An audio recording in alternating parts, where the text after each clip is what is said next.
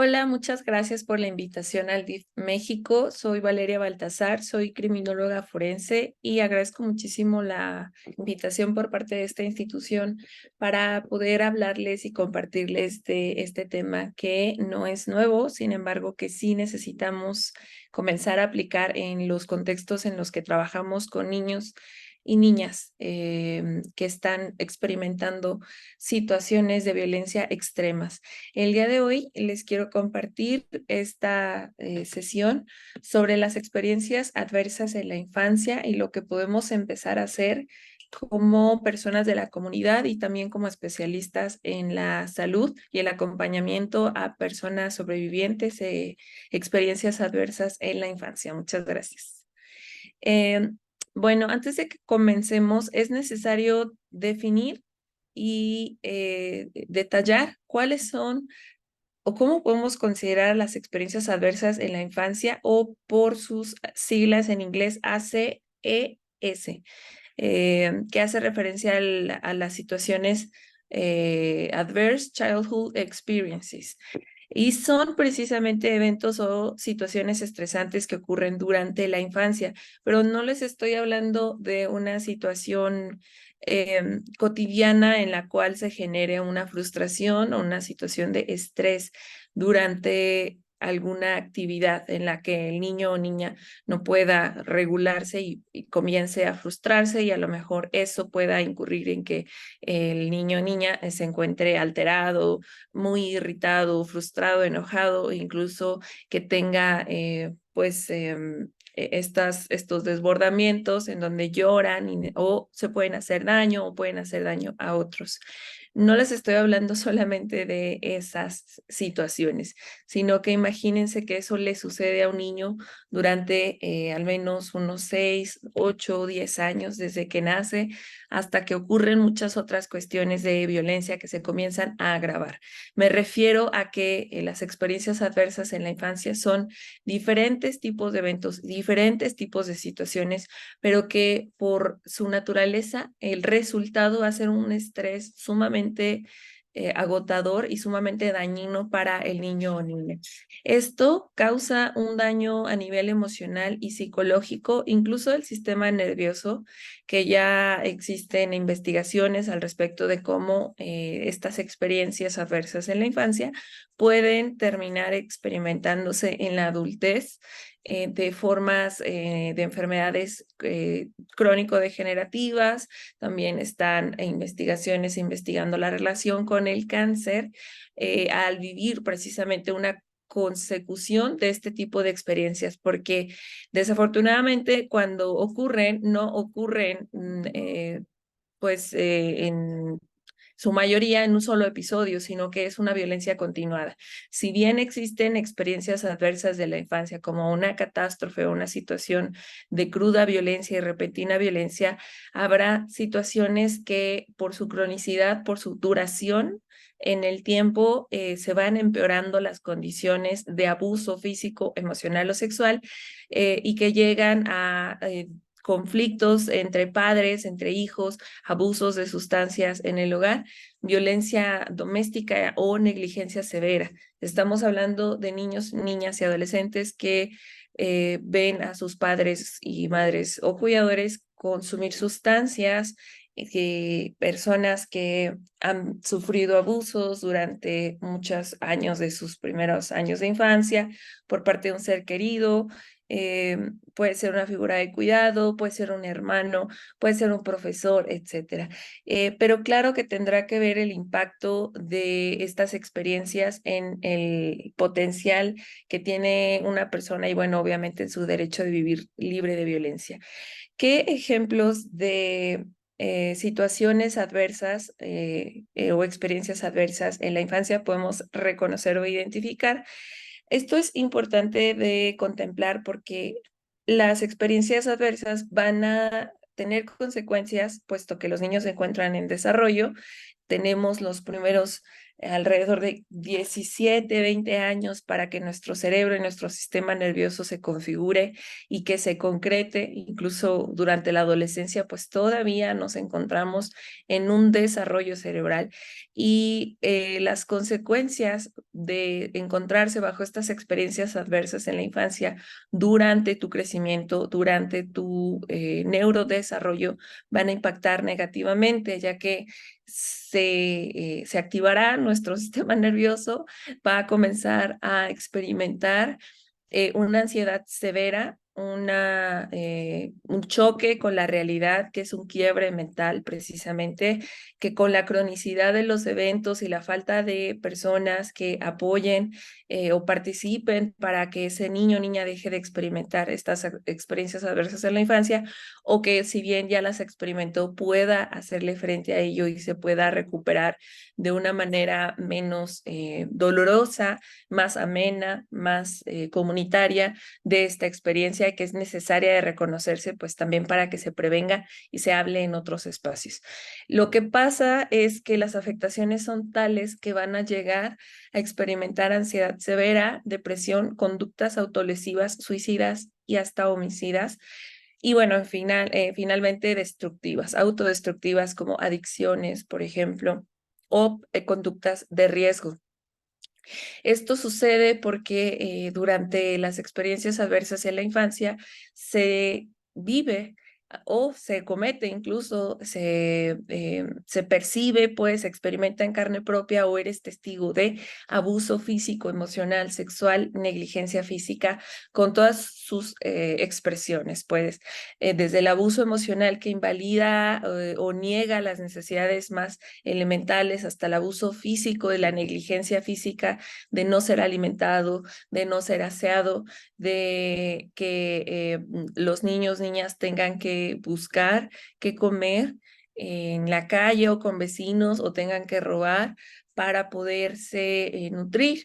Niños, niñas que fallecen a corta edad, que son pues resultado de esa violencia, fallecen precisamente bajo esas condiciones, o que cuando logran sobrevivir a la infancia de violencia que tuvieron, llegan a una adolescencia sumamente dolorosa y complicada, en donde van a experimentar estas condiciones de psicopatologías precisamente.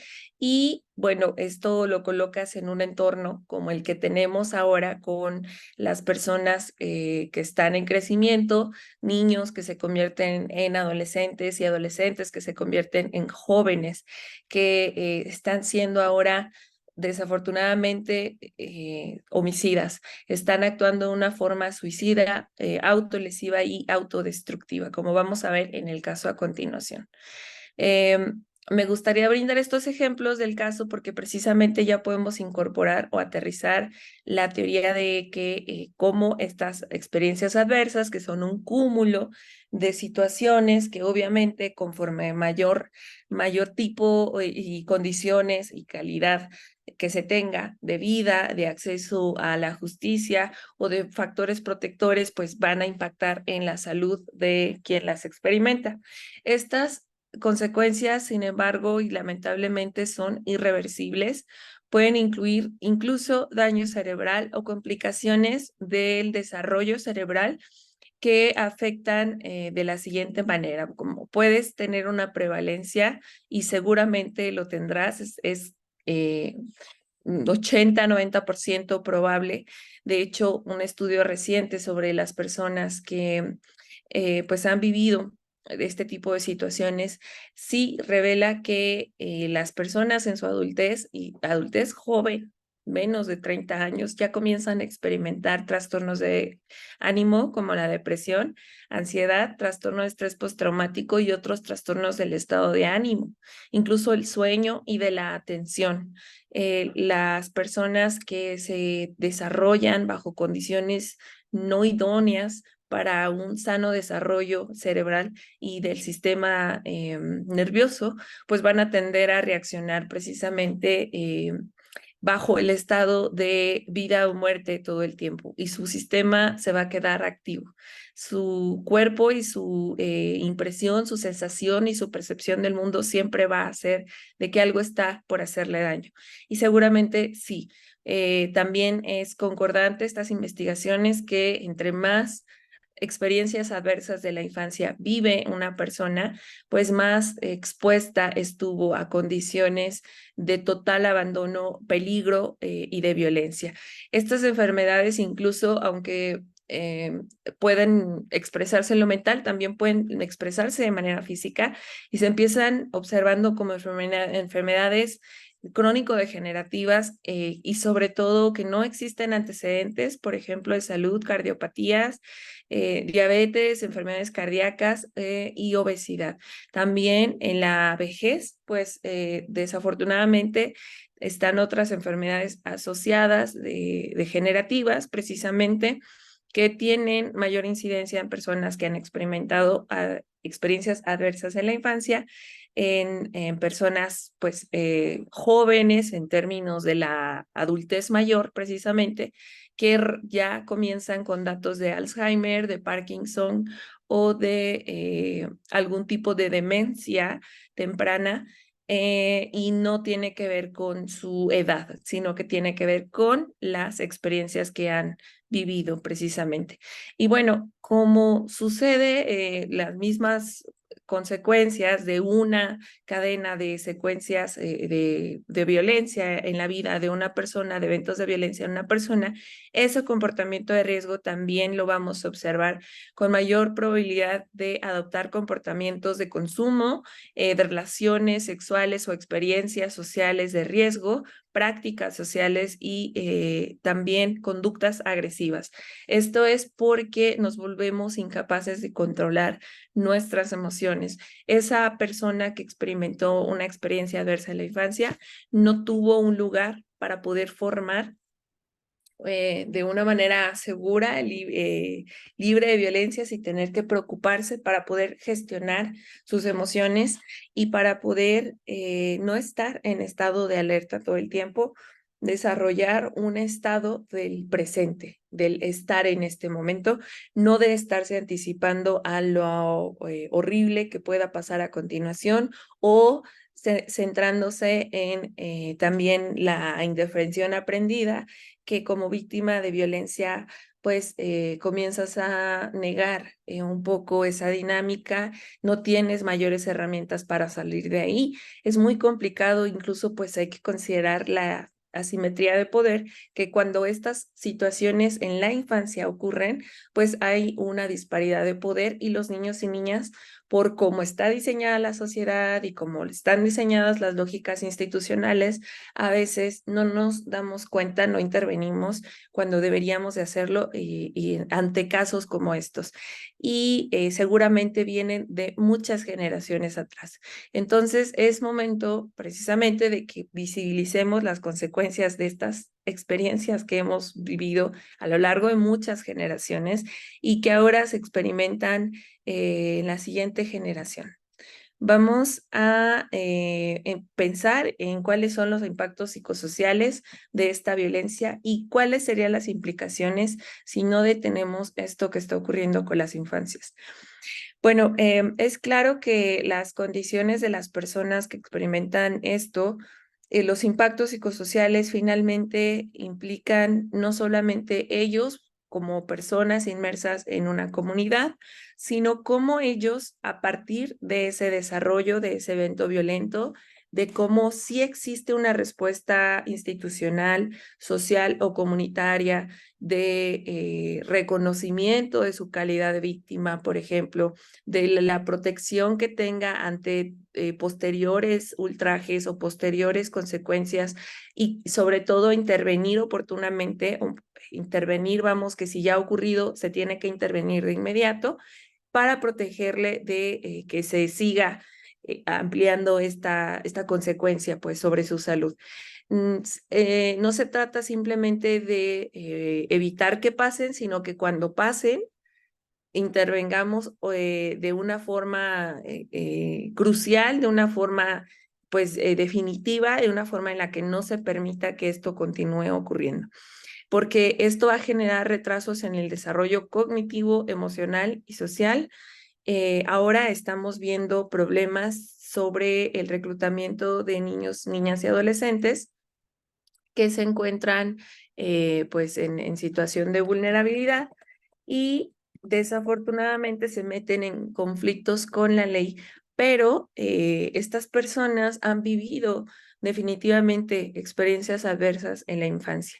Cuando se realizan, y nosotros como Instituto Ciencia Aplicada en México y colaboradores con el gobierno de Guatemala, hemos tenido oportunidad de participar en la revisión de un modelo que trata con jóvenes en conflicto con la ley desde una perspectiva de derechos humanos y psicosocial, reconociendo que la historia de vida de los jóvenes en conflicto con la ley es necesaria de sus antecedentes y su contexto de explicar en el sistema de justicia para poder visibilizar que precisamente son personas en suma posición de vulnerabilidad, que son personas que deben ser, ahora que están siendo detectadas ejerciendo violencia, ahora deben ser intervenidas, pero que también es necesario el reconocimiento de que fueron víctimas de violencia que ejercieron en contra de ellos y que se tienen que realizar esas intervenciones y detenciones de esas violencias,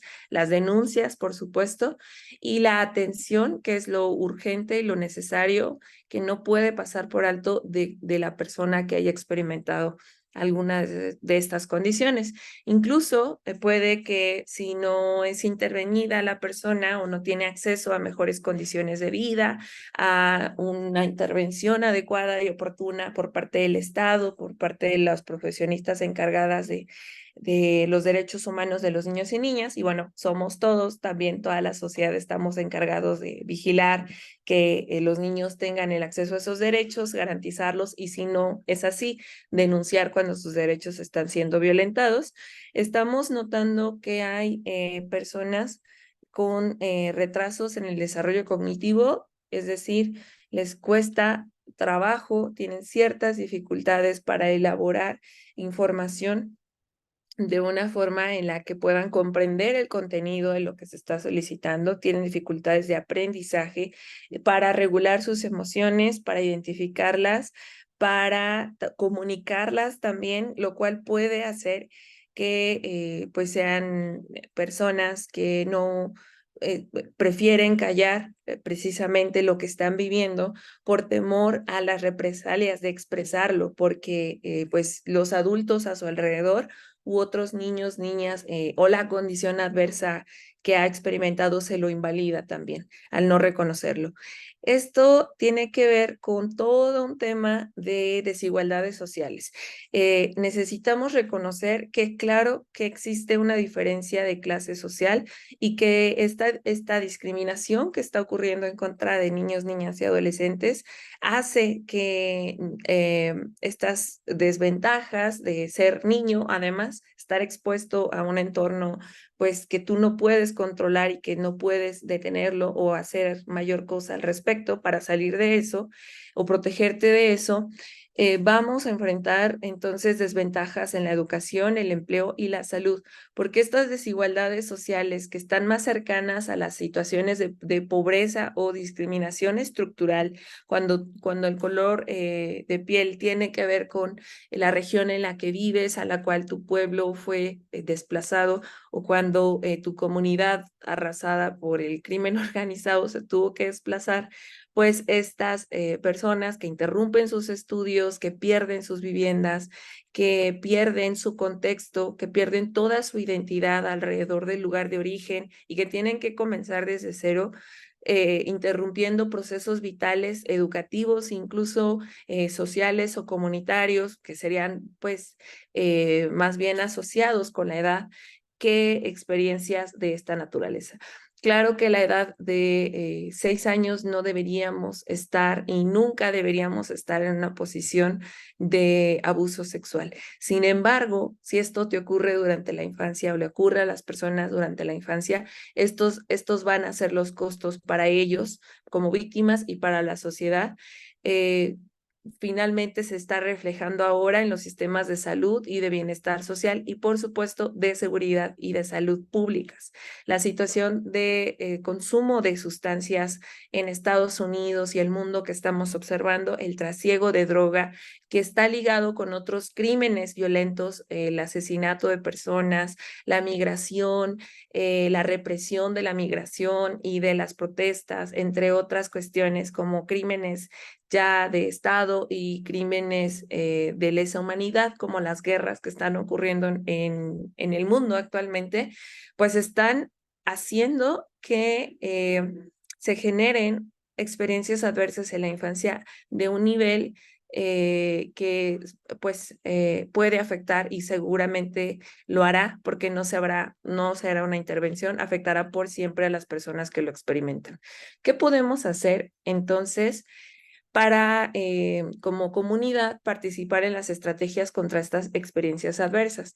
Primero, necesitamos educación y conciencia pública, informar sobre este tipo de eventos que tienen estos impactos y sus consecuencias pueden ayudar a prevenir y su ocurrencia. Proporcionar obviamente el apoyo a quienes los han experimentado, y estas intervenciones tempranas no solamente significan que para prevenir necesitamos informar y para informar necesitamos nombrar. Esa es la conciencia pública.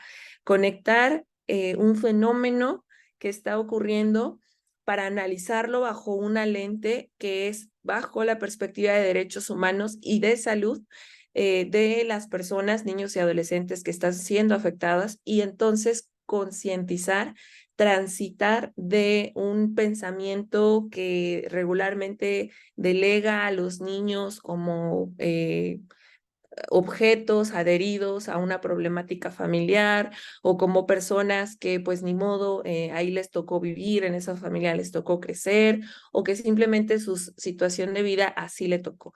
De ninguna manera se tendría que justificar esas condiciones y por eso las intervenciones tempranas, en cuanto son detectadas situaciones de esta naturaleza, se necesitan abordar lo antes posible, o sea, de inmediato, para minimizar su impacto a inmediato, mediano y largo plazo. Además, necesitamos trabajar en los modelos de crianza que tenemos. Por supuesto, el estilo de crianza que hemos aprendido ha sido desde un modelo impositivo, de un modelo adultocentrista, en donde las personas en la infancia eran totalmente anuladas e invalidadas por los adultos a su alrededor y se ejercía el control y el poder sobre las infancias a través del terror y del control o dominio de ciertos miembros pues de su familia. Entonces, el tipo de enseñanzas y las experiencias adversas que por ciertas condiciones de vida hayan experimentado, por ejemplo, que tengan que emigrar las personas por el conflicto de guerra que está ocurriendo en su país, pues eso requiere recursos y servicios que ayuden a las personas a retornar a un entorno seguro y saludable. Y por supuesto, como ya se empieza a ver, se deja entrever que las personas que viven experiencias adversas en la infancia van a experimentar psicopatologías como depresión, ansiedad, autolesiones, entre otros temas que claro que necesitan atenderse urgentemente. Se tiene que garantizar que migremos desde el modelo asilar de simplemente reclutar y encerrar a una persona y bueno, también no darle más estrategias ni más mecanismos para atender una situación de salud mental, de instalaciones dignas con personal competente, actualizado, respetando los derechos humanos también. Desde la última actualización de la Ley General de la Salud, que las personas tienen derecho a que sean informadas sobre sus procedimientos precisamente en cuanto a la toma de decisiones sobre su salud mental en conjunto con los especialistas que participan de ello. Y además, pues se debe contar por parte del Estado con el apoyo terapéutico de esta calidad.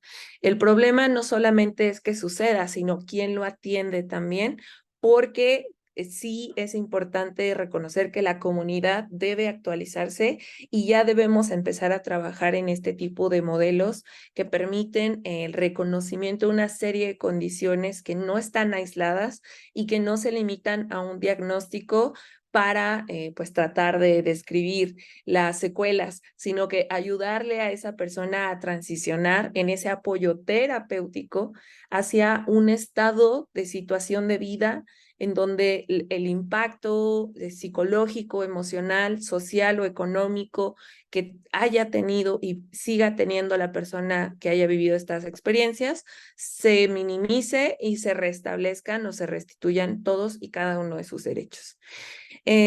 Finalmente, bueno, compartirles esta historia que seguramente pues la habrán notado. En nuestro país se hizo desafortunadamente viral una situación que ocurrió en una escuela. Este es el ejemplo de un caso de bullying contra un niño de 14 años por parte de su maestra en su escuela. La profesora se encontraba en esta institución, era un chico de 14 años de nivel secundaria y se encontraban en el salón de clases. Es importante destacar que la profesora cuenta con reportes previos de varios alumnos y la directora no hizo más que decirle que ya no los maltratara.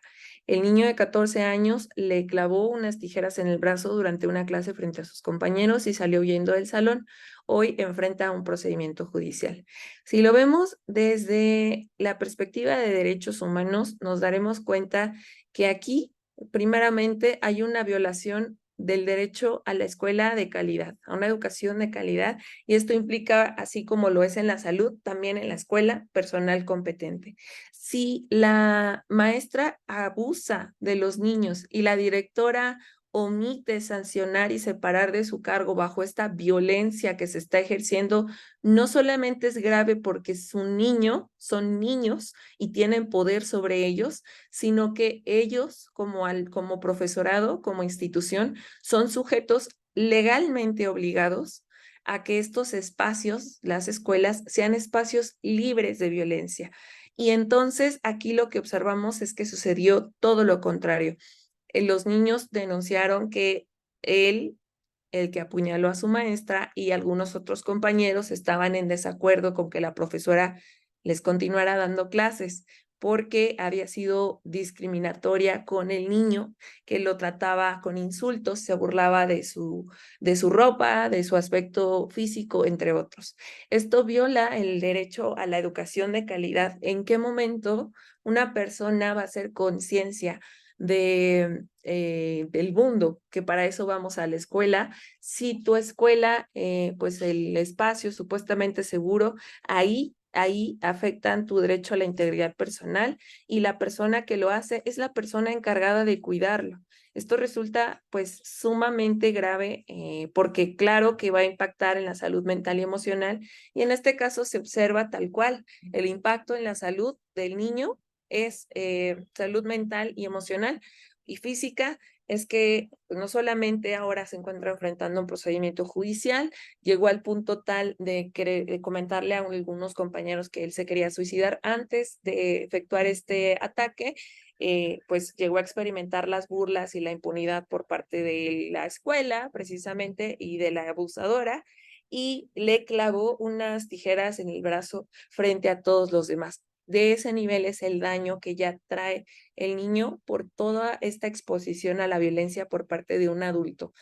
Y fundamentalmente este abuso recae en el derecho a la no discriminación. Resulta que la maestra hacía comentarios sobre su origen y sobre su situación económica, entonces también sobre su aspecto físico.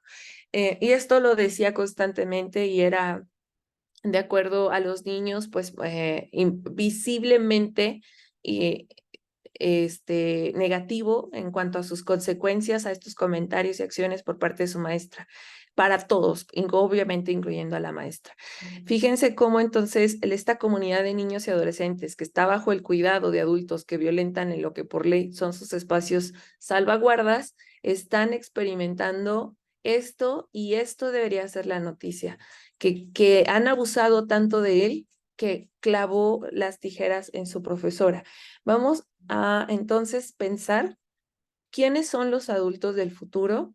Son los niños que están ejerciendo esta violencia, que la están viviendo, que están viviendo discriminación por parte de su profesora, que están viviendo en la impunidad en su escuela y que no hay más adultos protectores hasta que sucede una situación de esta naturaleza, como pues no solamente es un comportamiento autodestructivo por parte del niño, quien ya tenía pues datos de pensamiento o ideación e intento suicida, sino que también pues estos pensamientos, todas estas condiciones de salud mental por la violencia continuada por parte de su maestra, derivaron en una conducta homicida, en este caso, que pues era hacerle daño tal cual a la persona que le estaba haciendo daño a él. Esos son los adultos del futuro, pero también los adultos del futuro son los niños, niñas y adolescentes que son sus compañeros. Vean cómo hablan del niño, cómo hablan de la situación que se vivió y mientras tanto vean también cómo somos los adultos de hoy.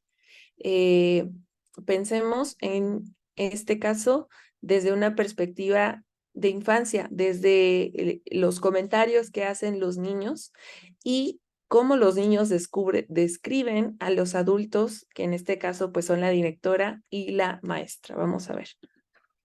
Algunas madres de familia y compañeros del adolescente que reaccionó agrediendo a su maestra de español expusieron su opinión sobre los hechos, donde presuntamente la docente Patti hacía comentarios discriminándolo, lo que ya investiga la Secretaría de Educación en Coahuila. Para Hilda Cecilia Burciaga, hermana de Patti, la maestra agredida, la situación es lamentable porque se transgredió la seguridad de la profesora y el impacto que tuvo en el niño como presunto agresor, así como con los compañeros que presenciaron la situación, por lo que espera que todo se atienda debidamente en beneficio de las partes involucradas. Sí me duele la situación que vive la juventud por los problemas sociales, por lo que sea.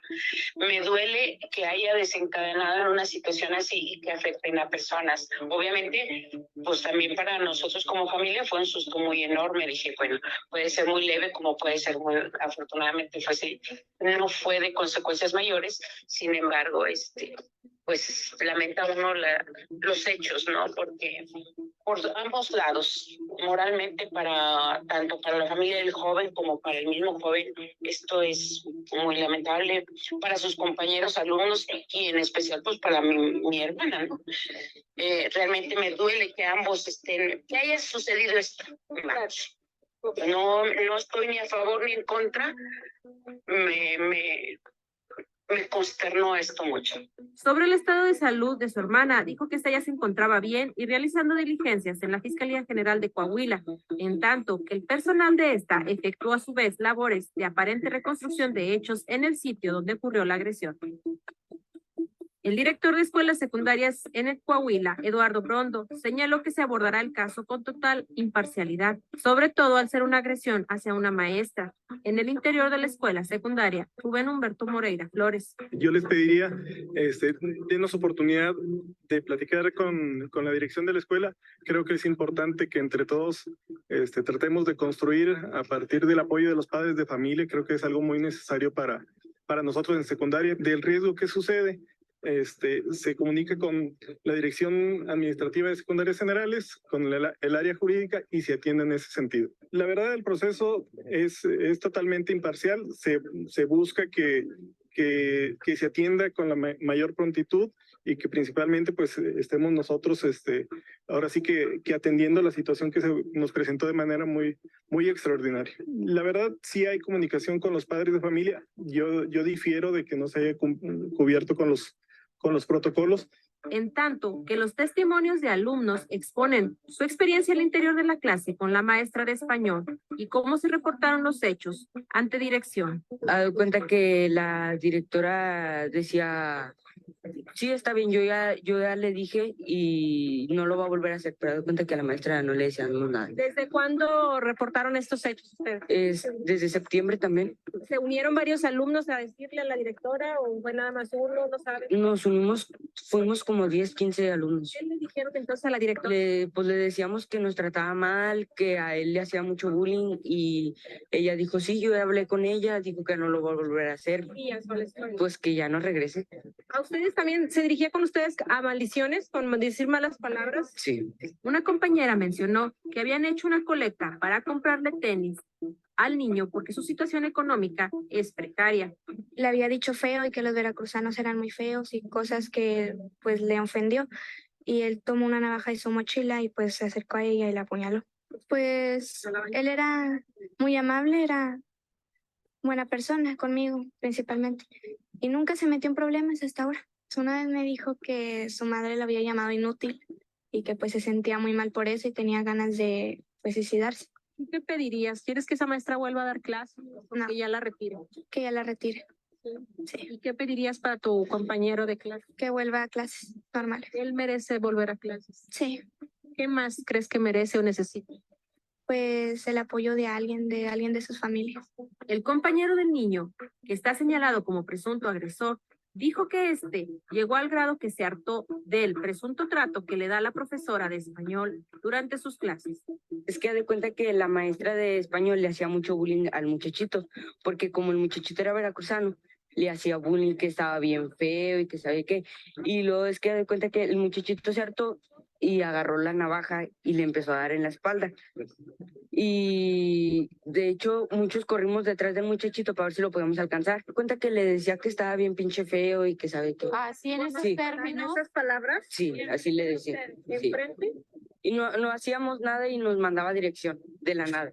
Hubo una situación en la que la maestra se burló y presuntamente le dijo, aparte de feo, pobre, cuando solicitó una grapadora para arreglar sus tenis que estaban rotos.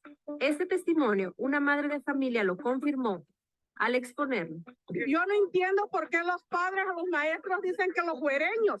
Yo soy una persona de esas, pero yo estoy en contra de los maestros que estén abusando de eso de los niños, que digan que fuereños, que no, pero que equivocan los maestros que digan que fuereños porque los fuereños somos mejor que los que están acá. Tengo una muchacha que va a la universidad y estudió acá. Yo soy del Istmo de Tehuantepec, Oaxaca. Y venimos para acá, pero acá nunca los iban tratado mal hasta ahorita, que pasó lo que pasó ayer. Orden a los maestros, más que nada porque ellos están discriminando a los niños, que dice que le decía que los veracruzanos le caían mal a la maestra. Oiga, eso no se vale. Nosotros como fuereños, yo no estoy de acuerdo a que traten mal a los niños. Porque nosotros no venimos huyendo de donde venimos a trabajar y a darle una educación buena a nuestros hijos. Yo eso opino, pero no sé. La señora Nayeli llegó al punto del llanto al relatar la situación que apenas conoció por voz de su hijo el día miércoles por la tarde, porque fue hasta este jueves que autoridades decidieron realizar una junta con los padres de familia para abordar el caso. Queremos que ya la maestra ya de plano ya no dé clases. No, pues dice mi niño que el niño traía los zapatos rotos y que la maestra se burlaba de él, que el niño le decía que estaba feo. Y que la gente de Veracruz no le cae. Yo soy de Oaxaca y me da cosa que a mi niño le hagan lo mismo. ¿Usted llegó a comentar algo a su niño? Si llegó a sentirse también ofendido, si llegó a sentirse maltratado por ella. No, en ningún momento me dijo mi niño que a él le hacía algo, porque yo igual le pregunté. Sí, me comentó mi niño. Porque el niño traía los zapatos rotos. Sí, porque si se fuera atendido a tiempo no fuera llegado a esta situación. En la junta, los padres exigieron que quieren mayor seguridad y mejor trato para sus hijos y que no se les vulneren sus derechos. Con imágenes de Alberto Mendoza. Entonces, esta es la respuesta social que está surgiendo alrededor de lo que está sucediendo con los niños, niñas y adolescentes. Necesitamos entonces empoderar a los niños como sujetos de derechos, monitorear y reportar las violaciones a derechos humanos, apoyando a las víctimas y abogar por la justicia.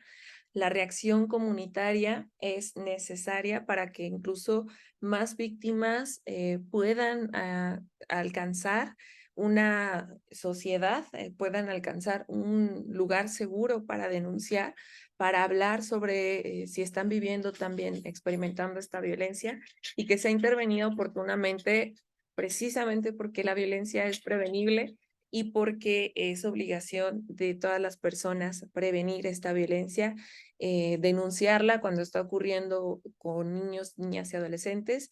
Y bueno, en este caso se está evidenciando una grave omisión por parte de la institución al ignorar que este era el trato que estaba recibiendo el niño y no tener ninguna persona, ninguno de los niños que estaban de observadores en esta dinámica de violencia en contra de su compañero e indirectamente violencia en contra de ellos, por supuesto, tuvo un adulto a su alrededor a quien le pudieran explicar y le pudieran pedir que interviniera para defender al niño.